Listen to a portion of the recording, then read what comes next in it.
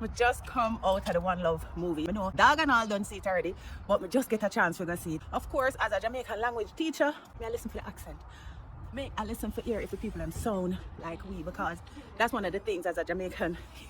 You can't even understand what people saying unless it sound authentic sometimes, or you're so distracted by the message because it doesn't sound like we. But we really rate the actor, them do a good job with him, and him do a good job of learning the language. One of the things that we really find that them could have do is them could have used some subtitle. I'm actually just talked to somebody a while ago when left. One of the persons, our grandfather is a Jamaican, she was a foreign.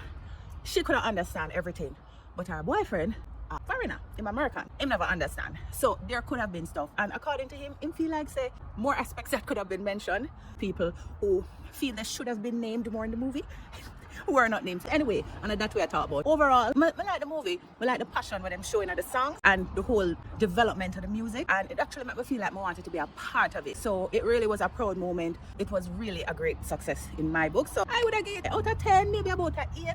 That's all. It really was good. And big up to the whole team when they do a good job. And I'm available, so if anybody want an actress, link me up. Link more.